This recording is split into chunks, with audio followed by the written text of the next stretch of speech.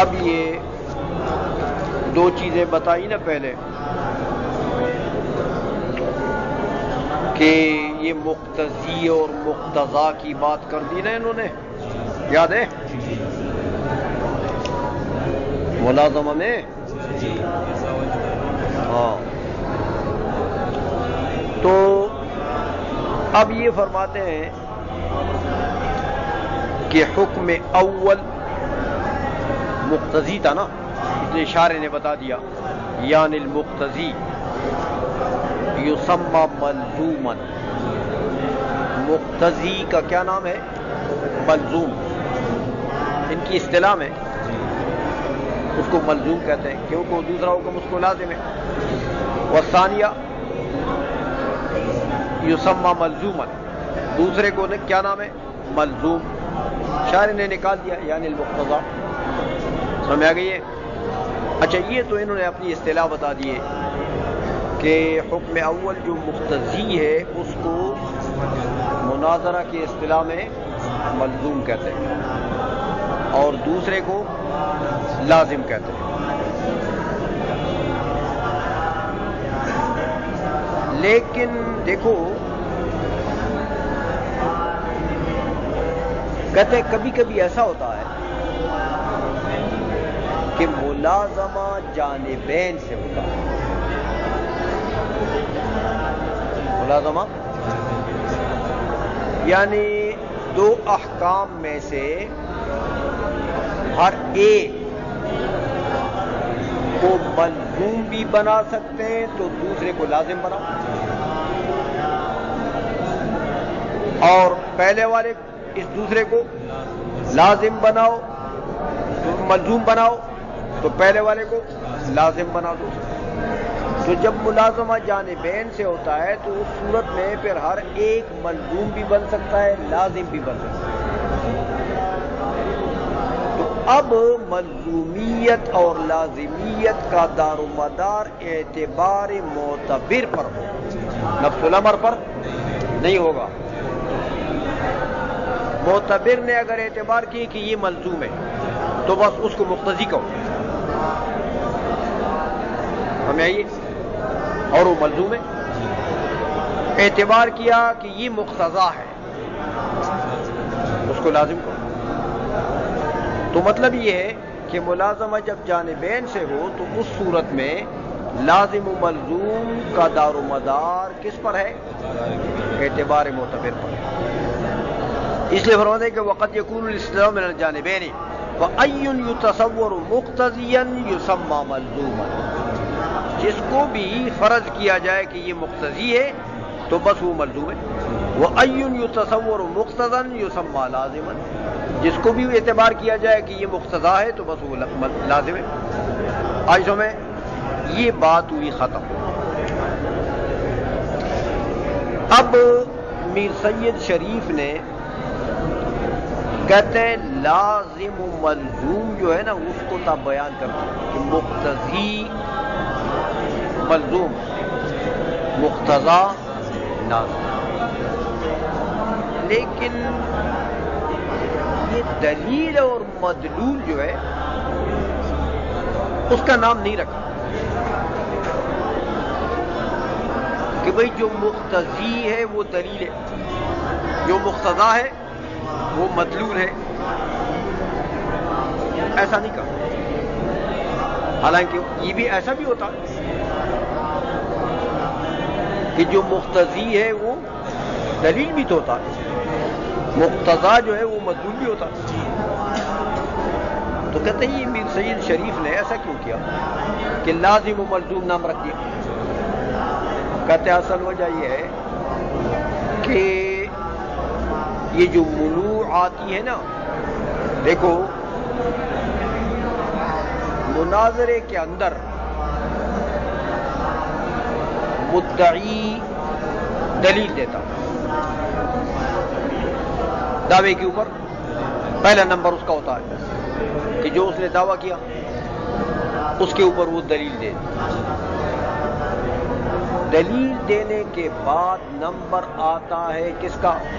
سائل کا۔ تو سائل کا سب سے پہلے مرحلہ جو ہوتا ہے وہ منع کا ہوتا ہے. سب سے پہلے مرحلہ ہاں کہ تمہاری دلیل کا جو یہ مقدمہ ہے نا، ہاں یہ میں نہیں مانتا، اس کے اوپر دلیل چاہیے. تو دیکھو بھائی، منع مرحلہ ہے سائل کا سب سے پہلے، اور منع وارد ہوتا ہے کس کے اوپر؟ لازم پر. سمجھئے، منع وارد ہوتا ہے کس کے اوپر؟ لازم یا ملازمہ پر، یا لازم پر یا ملازمہ. تو اس لیے ماتن نے، میر سید شریف نے ان کا نام لازم رکھ دیا، ملزوم رکھ دیا. دلیل مدلول نہیں کہا، کہ دلیل کے اوپر تو نقض اجمالی وارد ہوتا ہے، لیکن نقض اجمالی کا مرتبہ تو بعد میں. پہلا مرتبہ کس کا ہوتا ہے؟ منع کا. کہ سائل پہلے منع وارد کرے. تو منع کا ورود اور محل ورود جو ہے وہ کیا چیز ہے؟ اس لیے کہتے ہیں ثم علم انہ قدس سرہ بین الملزوم واللازم. ملزوم و لازم کو تو بیان کر دیا، لیکن ولم یبین المدلول مع الدلیل. مدلول اور دلیل کو نہیں نام رکھا اس کا. کیوں؟ کہ لأنہ کثیرا ما یرد المنع علی بطلان اللازم. کہ بہت مرتبہ منع کس پر وارد ہوتا ہے؟ بطلان لازم پر. خواہشوں میں کما یرد علی اصل الملازمت، جیسے اصل ملازمہ پر بھی ہو. اس لیے انہوں نے ملزوم اور لازم متعین کر دیا تاکہ سائل کے سوال یعنی منع کا محل متعین ہو جائے. آپ پہچان لیں کہ بھئی میں اس کے دعویٰ، اس کی دلیل، دو چیزیں میرے سامنے ہیں. تو آیا اب میں پہلا سوال جو کرتا ہوں منع، وہ کس چیز پر کروں؟ وَلِهَذَا أَرْدَفَ تَعْرِيفَهَا بِتَعْرِيفِ الْمَنْعِ. دیکھو یہی وجہ ہے کہ منع کی تعریف کو ملازمہ کی تعریف کے ساتھ لگا دیا. کہ منع کا تعلق کس سے ہوتا ہے؟ ملازمہ سے یا لازم سے. اس لیے انہوں نے منع کی تعریف جو ہے وہ بالکل ساتھ لگا دی کہ منع کا محل اس سے پہلے ذکر ہو گیا، تو اب منع آ گیا. تو منع کس کو کہتے ہیں؟ کہتے ہیں طلب الدلیل علی مقدمۃ معینۃ. سمجھئے، دلیل کے کسی مقدمہ معینہ کے اوپر منع کرو کہ بھئی یہ نہیں مانتا میں، یہ صغرا نہیں مانتا، یہ کبرا نہیں مانتا. یا آگے آ رہا ہے، یا دلیل جس کے اوپر موقوف ہے اس کو بھی مقدمہ کہتے ہیں. ما يتوقف علیہ دلیل، وہ کیا چیز ہے؟ وہ قیاسوں کے شرائط ہیں. جس طرح شکل اول میں شرط ہے نا ایجاب صغرا کلیت کبرا، تو اگر دلیل اس نے دی ہے شکل اول کی تو اس میں اگر صغرا موجبہ نہیں ہے تو آپ اس کو ٹارگٹ کر دو کہ بھئی یہ بات میں نہیں مانتے، یہ صغرا غلط ہے. کیوں؟ کہ اس میں ایجاب شرط ہے. یہ تو شکل اول ہے تو اس میں ایجاب شرط ہے، اور یہ تم سالے والے ہیں، اس کو بھی منع کہتے ہیں. عائشہ میں وَيُسَمَّى ذَلِكَ الطَّلَبُ مُنَاقَضَةً وَنَقْضًا تَفْصِيلِيًّا أَيْضًا. یہ جو طلب الدلیل ہے نا مقدمہ معینہ پر، اس کو کیا کہتے ہیں؟ دوسرے نام بھی ہے، اس کو مناقضہ بھی کہتے ہیں، اس کو نقض تفصیلی بھی کہتے ہیں. ایک ہے نا وہ نقض اجمالی، اس کی تعریف آگے آ رہی ہے. تو اس منع کو کیا کہتے ہیں؟ نقض تفصیلی. کہ یہاں پر مقام کو متعین کر دیا کہ یہ میں نہیں مانتا. کما یسمى منعا، جیسے منع اس کا نام ہے، یہ بھی نام ہے۔ اب یہ کہتے ہیں کہ بھائی یہ منع کی جو تعریف کی تو کیا کہا کہ طلب الدلیل علی مقدمۃ معینۃ۔ دیکھو تو کہتے ہیں ایک طریقہ تو اور بھی ہو سکتا تھا یہاں تعریف کا کہ طلب الدلیل علی مقدمتہ، علی مقدمتہ المعینۃ، تو یہ ضمیر وہ دلیل کی طرف عائد ہو جاتی نا، تو ایسا کیوں نہیں کیا؟ کہتے یار اگر دلیل مقدمے کی اضافت کرتے نا وہ ضمیر کی طرف بہت بڑی خرابی لازم آتی، بہت بڑی، اس لیے کہ طلب الدلیل، یہ طلب الدلیل کون کر رہا ہے؟ سائل مانے طلب الدلیل کر رہا ہے، تو یہ تو دلیل جدید مانگ رہا ہے نا، تو یہ جو طلب الدلیل میں دلیل کا لفظ ہے یہ تو ابھی ذکر نہیں ہوا اس کا، یہ تو ابھی مانگ رہا ہے اس سے کہ دو تو مقدمہ معینہ اس کا ہے،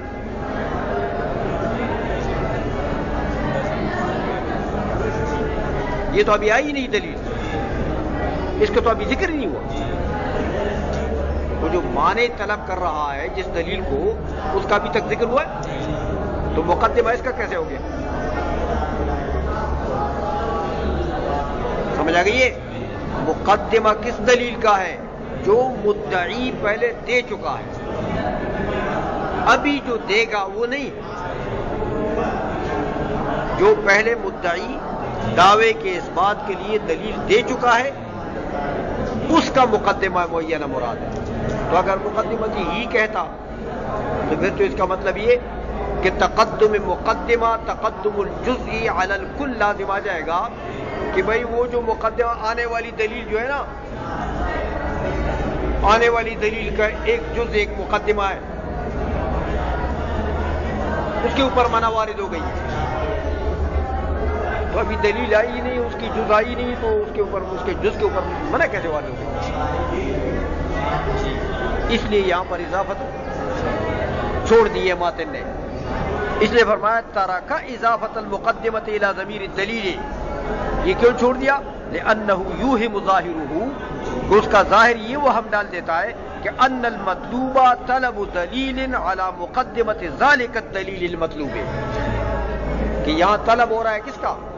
وہ جو دلیل مطلوب ہے اس کے مقدمے پر، پھر تو یہ پتہ لگ جائے گا ویسا ہے۔ وَلَيْسَ الْأَمْرُ كَذَلِكَ، آئی سو میں؟ اچھا یہ تو یہ ایک بات ہوگی۔ اب کہتے ہیں کہ یہاں مقدمتن کو انہوں نے مقید کر دیا کس سے؟ معینتن سے، کہ یار مقدمہ جو ہے جس پر منع وارد ہو رہا ہے اس کو معین ہونا چاہیے، اس کو کہتے اس لیے لئلا یرد النقض الاجمالی، دیکھو اگر مقدمہ معینہ نہ ہو، مقدمہ معینہ نہ ہو تو میاں معنی جو ہے وہ منع کر رہا ہے طلب الدلیل علی مقدمتن، یعنی ای مقدمتن معینہ نہ ہو، غیر معینہ مقدمہ پر طلب دلیل کرے، تو یہ تو پھر نقض اجمالی میں داخل ہو جائے گا، یہ نقض اجمالی میں، ہاں اس لیے کہتے ہیں بھائی یہاں پر معینہ کی قید لگا دی تاکہ نقض اجمالی سے یہ جدا ہو جائے، یہ نقض تفصیلی ہے، تو تفصیلی اس لیے ہے کہ یہاں مقدمہ جو محلی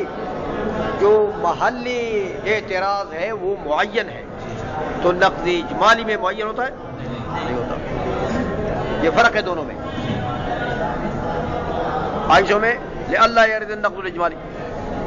اچھا اب ایک اعتراض ہوتا ہے منع کی تعریف کے اوپر کہ انہوں نے کہا کہ طلب الدلیل علی مقدمۃ معینۃ، تو مقدمۃ میں یہ تنوین جو ہے یہ تو وحدت کے لیے، تو مطلب یہ کہ منع کس کو کہیں گے کہ ایک مقدمہ معینہ کے اوپر طلب دلیل. تو میاں کبھی تو ایسا ہوتا ہے کہ دلیل میں فرض کرو دو مقدمے، ایک صغرا ایک کبرا، تو کبھی دونوں کے اوپر بھی منع وارد ہو، صغرا پر بھی کبرا پر بھی. اس صورت میں کیا کرو گے؟ جہاں تم نے تو کہا کہ ایک پر ہو، اس لیے کہتے ہیں کہ قیل المنع قد يرد على كلتا مقدمتين، مقدمتين الدلیل على التفصیل. مثال دیتے ہیں کما اذا قال المعلل، معلل یعنی مدعی، وہ یوں کہتا ہے کہ بھائی دعویٰ یہ ہے کہ الزکوٰۃ واجبۃ فی حلی النساء، یہ دعویٰ ہے کہ عورتوں کی زیورات میں زکوٰۃ واجب ہے، یہ دعویٰ ہے. دلیل کیا دی؟ دیکھو صغرا لأنہ متناول النص، کیونکہ یہ جو حلی ہے نا، یہ جو زیورات ہیں، نص ان کے اوپر محیط ہے. نص ان کے اوپر جو ایجاب زکوٰۃ کے لیے نص ہے، وہ نص ان زیورات کے اوپر نص کون سی؟ وہ قول علیہ السلام ادوا زکوٰۃ اموالکم، یہ نص. تو یہ اموال ہے کہ نہیں ہے؟ زیورات اموال تو ہیں. تو نص صغرا یہ ہوا کہ لأنہ متناول النص، ٹھیک ہو گیا. اور کبرا وکل ما هو متناول النص فهو جائز الارادہ، جو چیز متناول النص ہے تو اس کا ارادہ جائز، وہ مراد لینا جائز. اچھا وکل ما هو جائز الارادہ فهو مراد، اور جس کا ارادہ جائز ہے تو وہ مراد ہے. ارادے کا تعلق اسے ہو سکتا ہے نا، تو جس سے ارادے کا تعلق ہو سکتا ہے بس وہی مراد. تو اب نتیجہ کیا نکلے گا؟ ینتج ان محل النزاع مراد، وہ جو حلی نہیں ہے وہ مراد ہے. یہ نتیجہ آ گیا.